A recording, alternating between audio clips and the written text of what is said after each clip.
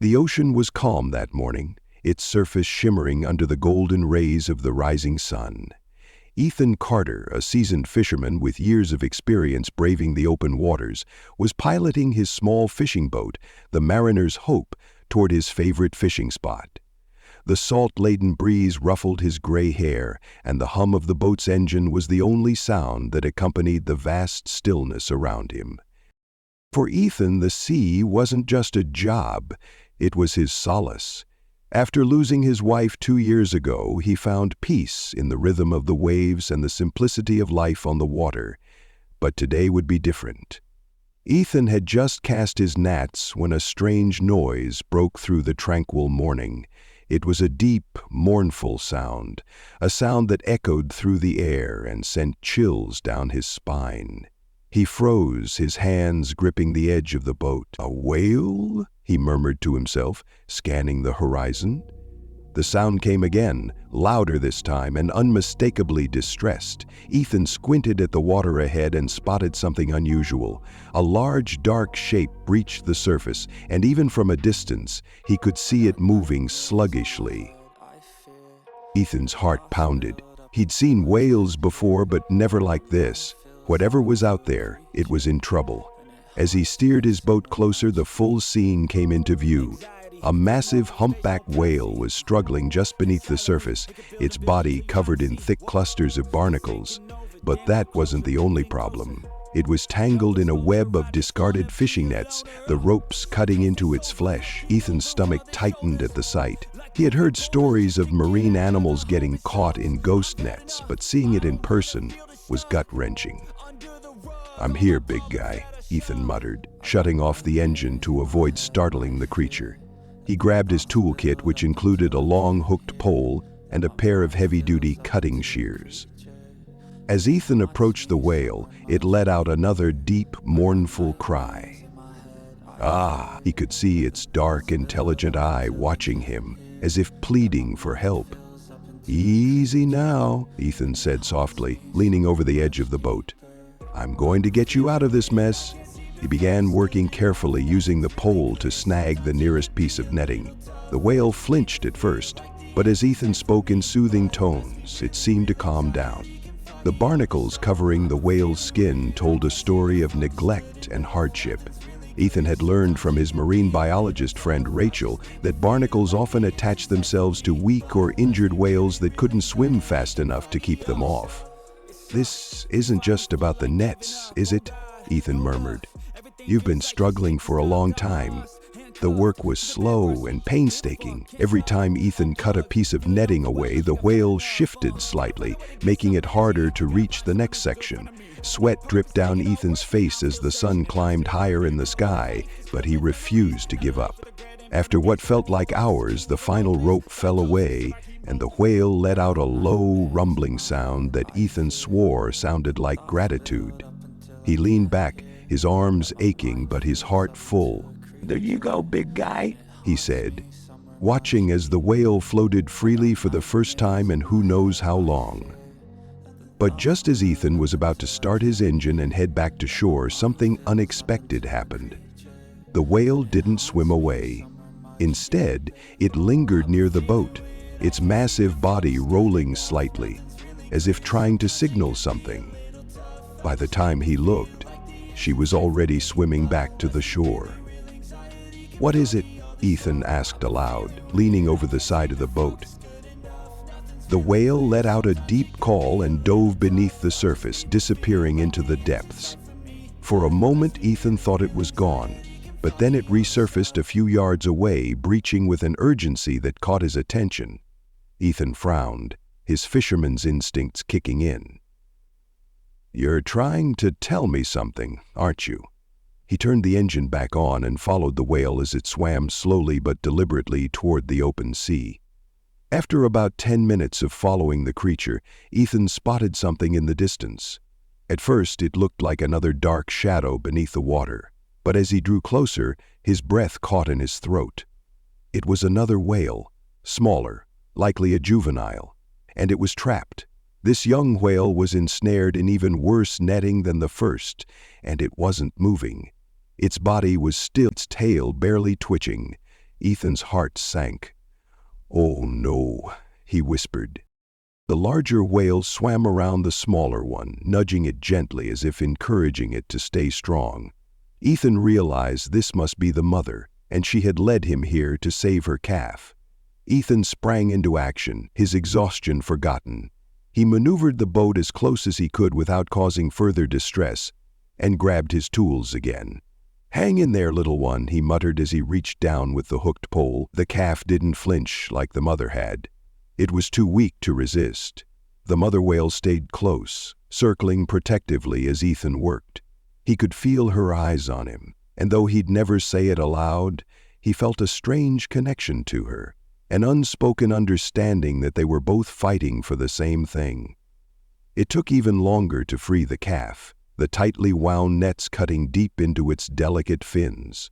Ethan's hands were blistered, his arms trembling from effort, but he didn't stop. Finally, the last piece of net fell away, and the calf twitched slightly, its tail moving more freely. "You're free now," Ethan said, his voice hoarse. The mother whale let out a low, resonant call, and the calf responded with a faint sound of its own. Ethan watched in awe as the two whales swam side by side, the calf regaining its strength with each passing moment. As Ethan sat back on the deck of his boat, exhaustion washing over him, the two whales lingered nearby.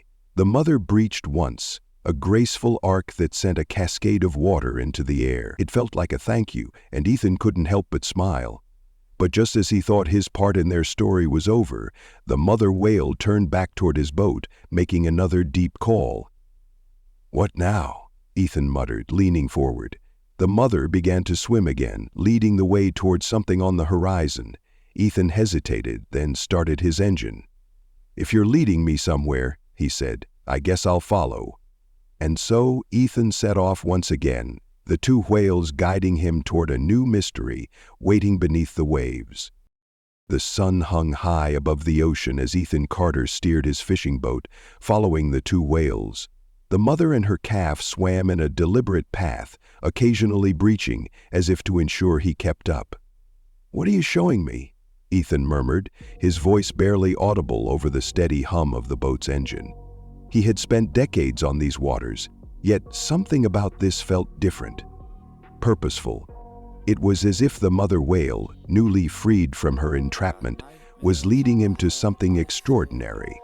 The whales slowed as they neared a small, rocky outcrop that jutted out from the waves. Ethan had passed this area countless times, dismissing it as just another unremarkable feature of the vast ocean. But now he noticed something unusual. The water around the rocks was crystal clear, revealing a vibrant underwater world teeming with life. Schools of fish darted beneath the surface, their scales catching the sunlight like shards of glass. Ethan killed the engine and leaned over the side of the boat, peering into the depths. The mother whale let out a low, resonant call, the sound vibrating through the water. The calf responded weakly but with growing strength, and the two whales swam toward the rocks, disappearing below the surface. Ethan grabbed his snorkel gear and hesitated for only a moment before slipping into the water. As soon as he submerged, Ethan's breath caught in his throat.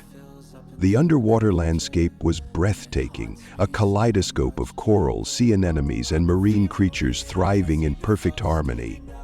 But what drew his attention most was the whales. The mother whale hovered near a small underwater cave, nudging the calf toward it. Ethan swam closer, careful to keep his movements slow and non-threatening. When he reached the cave, he froze. Inside, illuminated by shafts of sunlight filtering through the water, were more whales. There were at least 4 of them, each varying in size and covered in varying degrees of barnacles. Some bore scars from past injuries, while others moved with the sluggishness of animals who had endured prolonged hardship. Ethan's mind raced. This wasn't just a random group of whales, this was a sanctuary, a place where injured and weary whales came to heal. The mother whale entered the cave, guiding her calf to rest among the others. She turned back toward Ethan, her dark eyes locking with his. "I get it," Ethan thought to himself. "You brought me here to see this, to understand." As Ethan floated in the water observing the whales, he noticed something strange about the barnacles covering their bodies. They weren't the usual rough gray clusters he was familiar with. These barnacles had a faint golden sheen, and they seemed to pulse faintly in the light. Curious, Ethan swam closer to one of the whales and gently brushed his hand against a cluster of barnacles. To his astonishment, the barnacles seemed to react, shifting slightly under his touch. "What on earth?" Ethan muttered through his snorkel. He had a strong urge to scrape one off for a closer look, but he hesitated. These creatures were already vulnerable, and he didn't want to cause them any more pain. When he resurfaced, Ethan climbed back onto his boat, his mind spinning. He needed answers. He grabbed his satellite phone and called Rachel, his marine biologist friend. "Ethan, you never call," Rachel said cheerfully when she picked up. "What's going on?" "I just saw something incredible," Ethan began, trying to keep his voice steady. "I found a group of whales, a sort of sanctuary. But there's something strange about them." "Strange how?" Rachel asked, her tone shifting to one of professional curiosity. "They're covered in barnacles, golden ones, and they seem alive. More alive than usual, I mean." There was a pause on the other end of the line. "Golden barnacles?" Rachel repeated. "Are you sure?" "Positive," Ethan replied. "Have you ever heard of anything like that?" Rachel hesitated. "There are legends, but nothing scientifically proven. Some coastal communities believe golden barnacles are a sign of divine protection or healing. But if you're seeing this in real life, it could be something entirely new." Ethan told Rachel about the sanctuary and the mother whale who had led him there. By the time he finished, Rachel was practically bursting with excitement. "I need to see this for myself," she said. "Can you send me your coordinates?" Ethan hesitated. The sanctuary felt sacred, and he wasn't sure if he should share it. But he trusted Rachel. "All right," he said finally, "but you have to promise to keep this quiet. No media, no big teams, just you." "Of course," Rachel said. "I'll be there first thing tomorrow."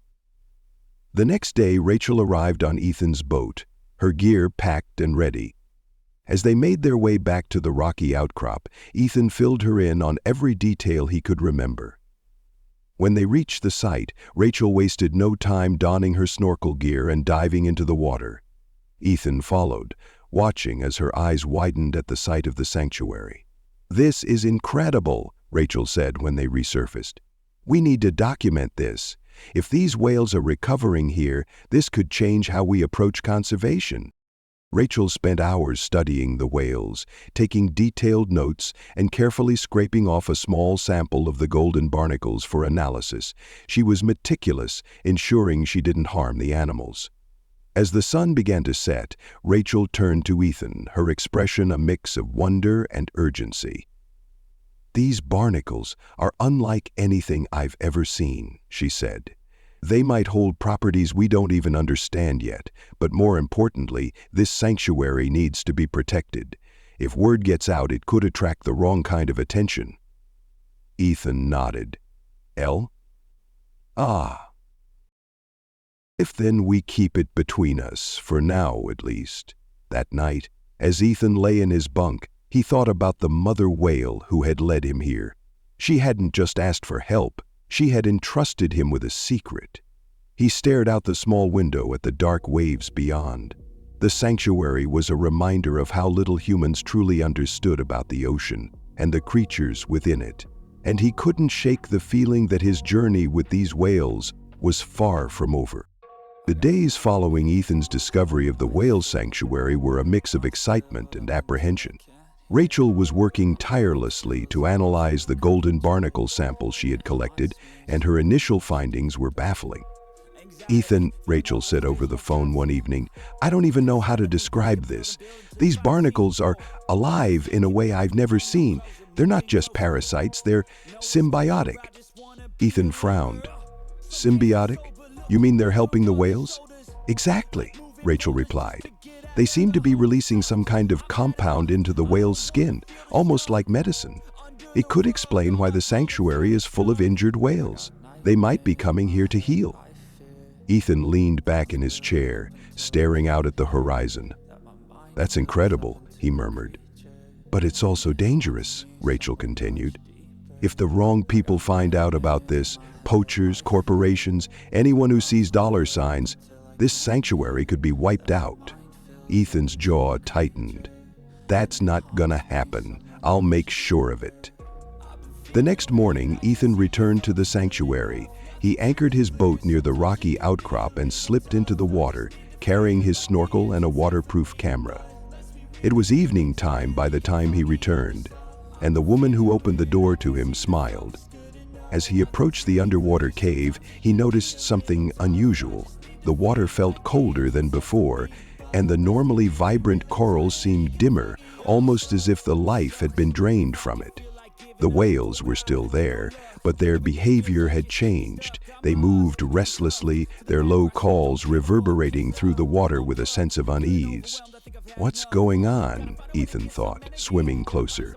The mother whale, who had led him to the sanctuary, swam toward him. Her massive body moved with urgency, and her dark eyes seemed to plead with him. She let out a loud, sharp call and swam toward the entrance of the cave, then back to Ethan, as if urging him to follow. Ethan hesitated, his heart pounding. He wasn't sure what she wanted, but he trusted her. Adjusting his snorkel, he followed her deeper into the cave. Inside, the light was dim and the water grew colder. The mother whale paused, hovering near the cave wall. Ethan swam closer and gasped. The wall was covered in strange, web-like strands of fishing nets. They weren't just debris. They were tangled and knotted in a way that seemed deliberate, almost as if someone had placed them there. Ethan's pulse quickened. He reached out and carefully touched the netting. It was tough and industrial, far stronger than what he'd encountered on the whales before. "This wasn't an accident," he muttered. As Ethan turned to leave the cave, he felt a sudden shift in the water. A dark shadow loomed behind him, and he whipped around to see a massive shape gliding through the entrance. It was another whale, larger than the mother and scarred from years of struggle. But it wasn't alone. Two smaller shadows swam alongside it, dolphins, their sleek bodies moving with precision. Ethan's breath caught. He had heard of dolphins and whales forming alliances, but seeing it up close was something else entirely. The dolphins swam toward Ethan, their movements agitated. They darted around him, nudging him gently but insistently toward the surface. "They're warning me," Ethan realized. Breaking through the surface, Ethan climbed back onto his boat, gasping for air. He scanned the horizon and froze. In the distance, a large fishing trawler was approaching. Its rusty hull and heavy equipment suggested it wasn't there for legal fishing. Ethan grabbed his binoculars and focused on the ship. What he saw made his blood run cold. The deck was loaded with massive nets, and a group of men stood near the railing, scanning the water with binoculars of their own.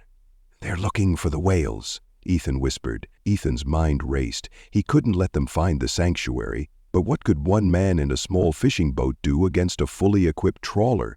He picked up his radio and called Rachel.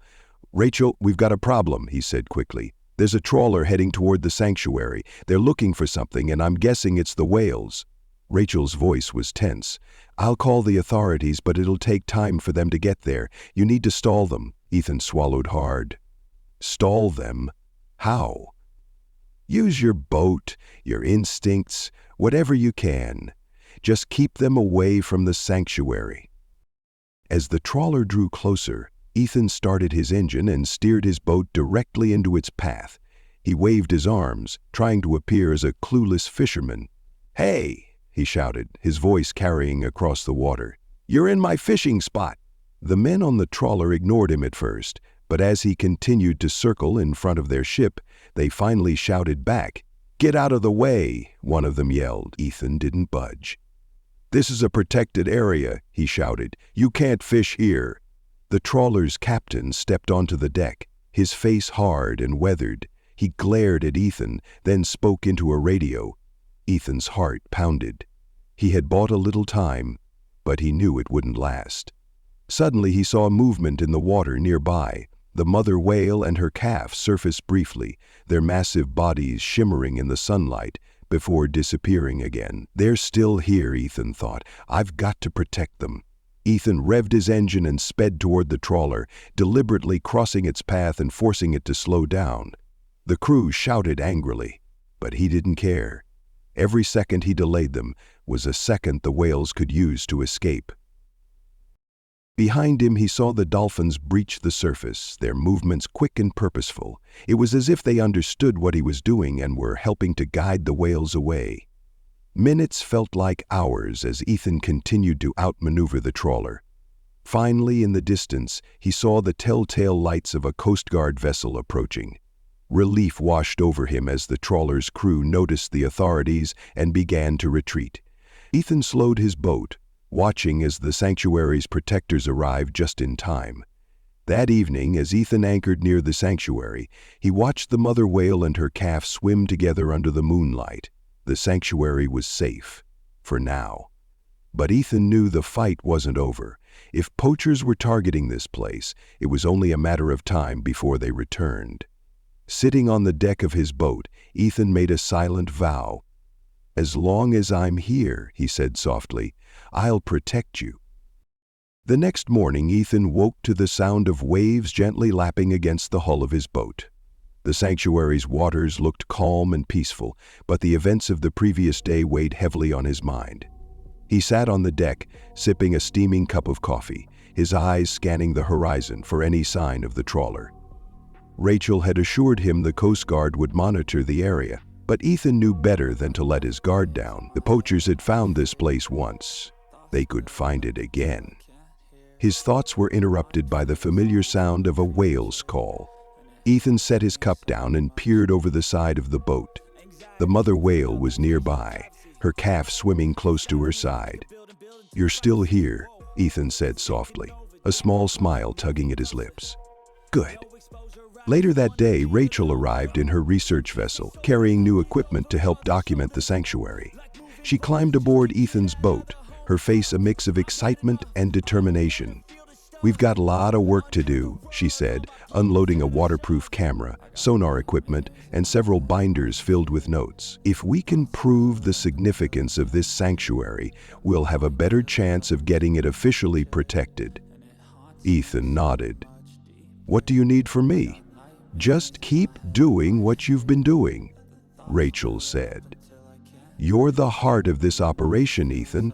The whales trust you, and that's something no amount of equipment can replace."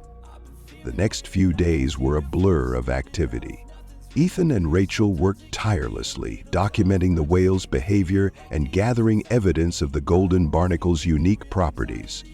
The more they observed, the clearer it became that this sanctuary wasn't just a resting place. It was a vital healing ground for marine life. Rachel discovered that the golden barnacles released a chemical compound that accelerated the healing of wounds and reduced inflammation. It was a discovery with profound implications, not just for the whales, but potentially for human medicine as well. "We have to keep this quiet," Rachel said one evening as they reviewed their findings. "If this gets out, it could attract even more poachers. And not just for the whales, but for the barnacles themselves." "But," Rachel said, Ethan agreed, but deep down he knew their work would eventually draw attention, no matter how careful they were. The calm didn't last long. Early one morning while Rachel was out on a dive and Ethan was preparing breakfast, he noticed a strange glint on the horizon. Grabbing his binoculars, he focused on the area and felt his stomach drop. The trawler was back. It was moving slowly, its crew scanning the water with long poles equipped with sonar devices. This time, it wasn't alone. Two smaller boats flanked it, their engines humming ominously. Ethan's heart raced as he grabbed his radio. "Rachel, we've got company." "What kind of company?"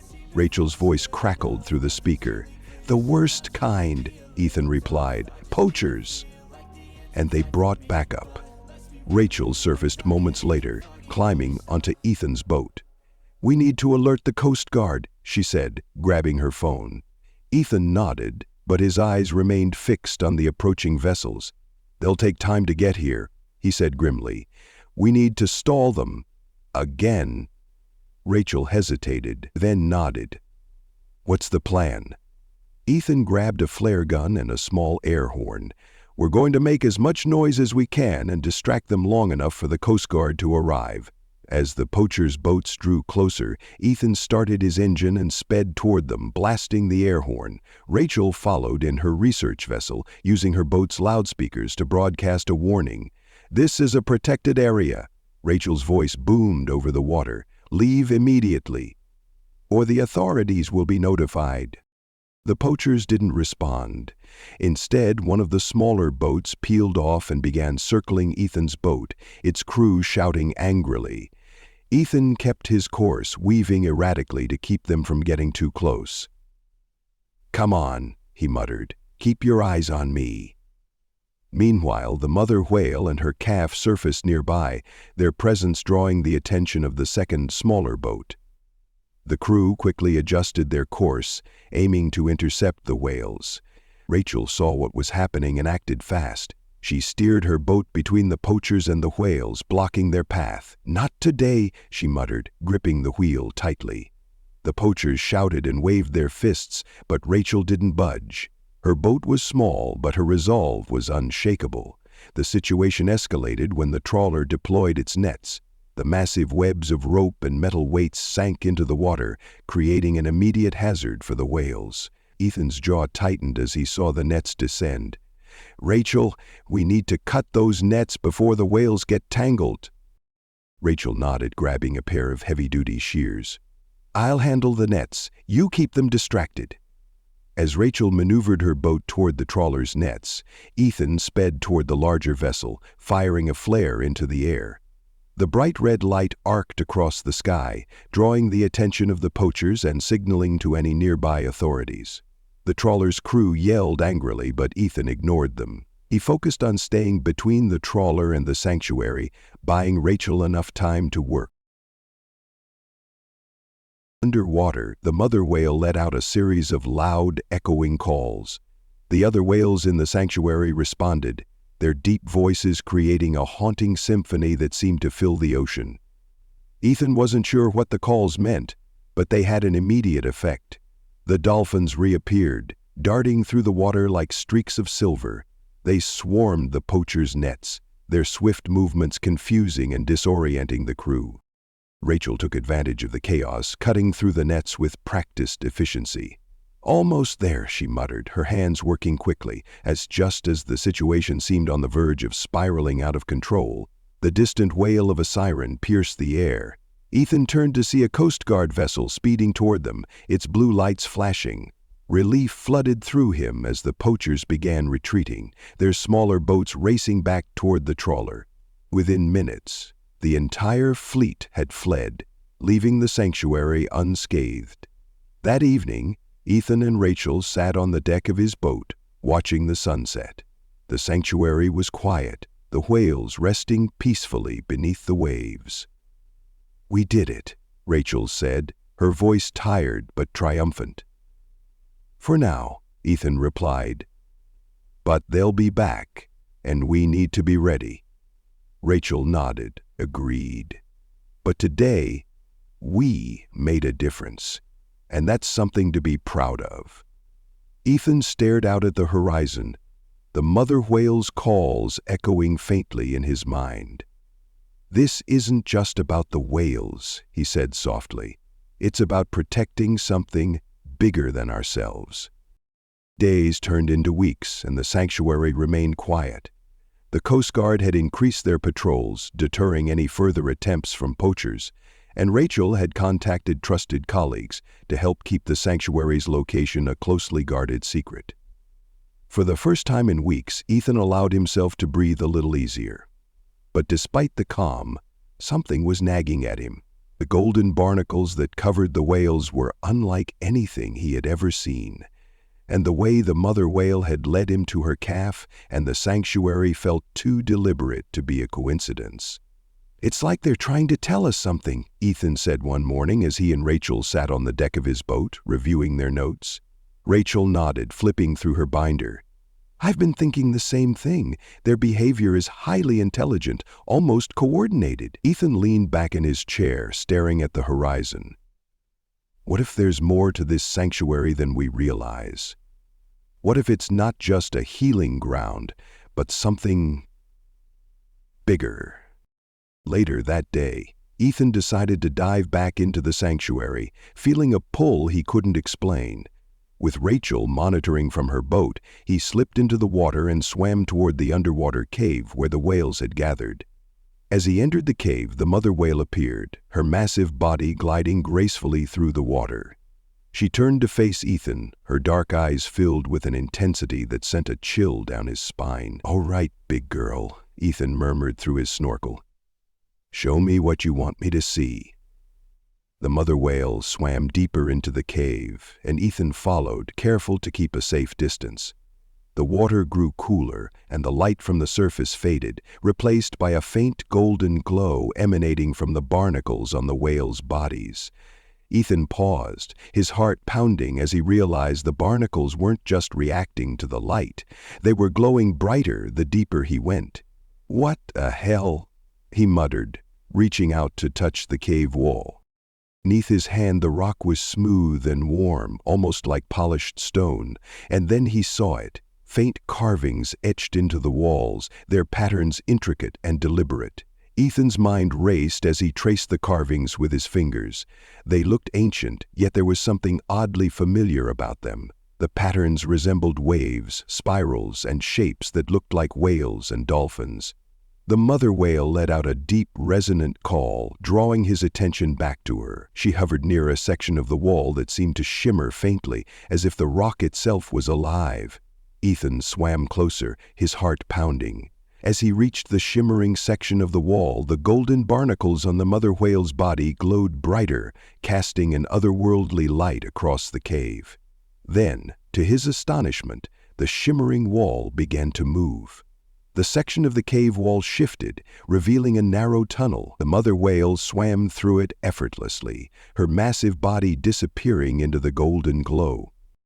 Ethan hesitated, his instincts screaming at him to turn back, but something deep within him urged him to follow. Adjusting his snorkel, he took a deep breath and swam into the tunnel. The water felt warmer here, and the golden light grew brighter with each stroke. As he emerged into a larger chamber, Ethan froze. The chamber was unlike anything he had ever seen. The walls were covered in the same carvings, but they glowed faintly, as if pulsing with energy. In the center of the chamber was a massive, glowing formation, an underwater reef made entirely of golden barnacles. The reef seemed alive, its surface shifting and pulsing with a gentle rhythm. Surrounding it were the whales, their bodies illuminated by the barnacles' light. The mother whale and her calf rested near the reef, their movements slow and peaceful. Ethan floated in awe, his mind struggling to process what he was seeing. This wasn't just a sanctuary, it was a living, breathing entity. As Ethan approached the reef, he felt a strange sensation wash over him. It was as if the water itself was alive, pulsing with a warmth that soothed his aching muscles and calmed his racing thoughts. The golden barnacles on the reef shimmered, releasing tiny particles into the water. The whales swam through the particles, their movements deliberate and serene. Ethan reached out hesitantly, his hand brushing against the reef. The moment he made contact, a surge of warmth flooded through him, and for a brief moment he felt connected.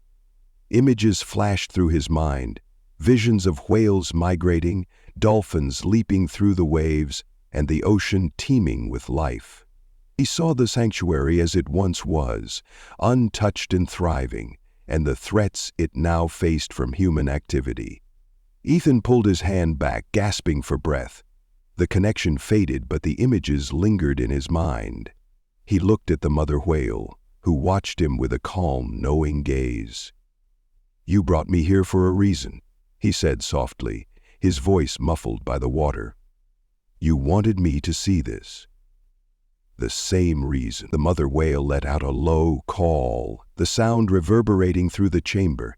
Ethan felt tears sting his eyes, overwhelmed by the weight of what he had just experienced. But his hopes and dreams began to decline as a grim face appeared. When he resurfaced and climbed back onto his boat, Rachel was waiting for him, her face filled with concern. "Ethan, are you okay?" she asked, rushing to his side. "I'm fine," Ethan said, his voice shaky. "But Rachel, you're not going to believe what I just saw." As he recounted his experience, Rachel listened in stunned silence. When he finished, she sat back, her expression a mix of awe and disbelief. "If what you're saying is true, then this sanctuary isn't just important, it's sacred," she said. "That reef, it could be the key to understanding marine ecosystems in ways we've never imagined." Ethan nodded. "But it's also fragile. If anyone finds out about this, it could be destroyed." Rachel placed a hand on his shoulder. "Then we'll protect it, whatever it takes." Then we'll protect it, whatever it takes. That night, as Ethan sat alone on his boat, staring out at the moonlit ocean, he felt a deep sense of purpose. The sanctuary wasn't just a place. It was a living testament to the resilience of the natural world, and it was his responsibility to protect it. Ethan barely slept that night. His mind raced with images of the golden reef, the glowing barnacles, and the mother whale's knowing eyes. It was clear to him now, the sanctuary wasn't just a refuge for the whales. It was a symbol of the interconnectedness of all life in the ocean, a delicate balance that humans had the power to protect or destroy. But he also knew the sanctuary's existence was under threat. The poachers had already found it once, and if they returned, the reef and the whales it nurtured could be lost forever. By sunrise, Ethan had made up his mind. He would fight for the sanctuary no matter the cost. Ethan and Rachel worked tirelessly over the next few days, putting together a plan to safeguard the sanctuary. Rachel reached out to a trusted network of marine conservationists, sharing only the essential details about the site and its significance. "We need to move fast," Rachel said one afternoon, her voice tinged with urgency. "If we can get this place designated as a marine protected area, it'll make it illegal for anyone to fish or interfere here. But we'll need hard evidence to convince the authorities." Ethan nodded. "We've got the footage and the data from the barnacles. What else do we need?" Rachel hesitated. Compelling story, something that'll make people care. You've been here since the beginning, Ethan. You've connected with the whales in a way no one else has. If we're going to make this work, we need you to tell their story." Ethan's chest tightened at the thought of stepping into the spotlight, but he knew Rachel was right. "I'll do it," he said finally. "For the whales." The following week, Ethan and Rachel hosted a private meeting with representatives from local government, environmental organizations, and marine researchers. Ethan stood at the front of the room, a series of images and videos from the sanctuary projected onto a screen behind him. He spoke from the heart, recounting the story of the mother whale and her calf, the discovery of the golden reef, and the desperate need to protect the sanctuary. "These whales aren't just surviving here, they're healing," Ethan said, his voice steady but filled with emotion. "This place is a miracle, and it's up to us to make sure it stays that way." The room was silent for a moment after Ethan finished.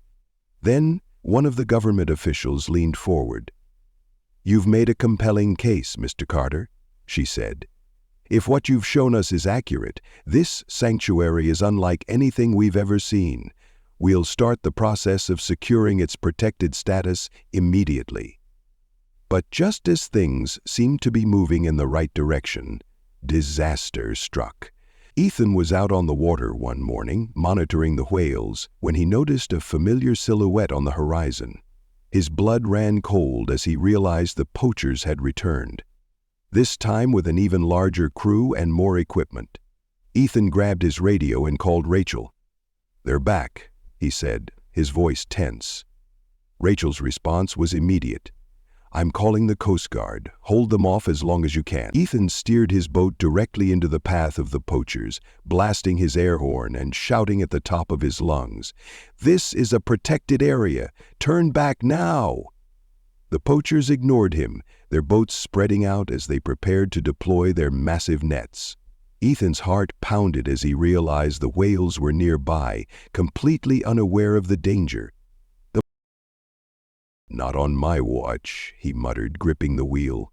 As the poachers' nets began to descend, Ethan sped toward them, using his boat to block their path.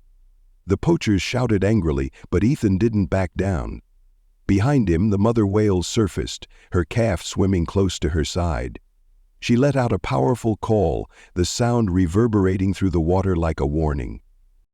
Moments later, the rest of the whales emerged, their massive bodies breaching the surface in unison.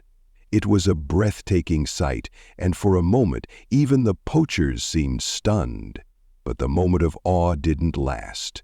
The poachers regrouped, determined to catch what they could. Ethan's boat rocked violently as one of the smaller vessels rammed into it, trying to force him out of the way. He gritted his teeth, refusing to move. Suddenly, a pod of dolphins appeared, their sleek bodies darting through the water. They swarmed the poachers' boats, creating chaos as they leapt and splashed.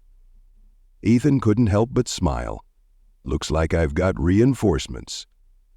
Just as the situation seemed to be spiraling out of control, the wail of a siren cut through the chaos. The Coast Guard vessel appeared on the horizon, its blue lights flashing. The poachers scrambled to retreat, hauling in their nets and speeding away before the authorities could reach them. Ethan let out a sigh of relief, his hands shaking as he gripped the wheel. The sanctuary was safe. For now.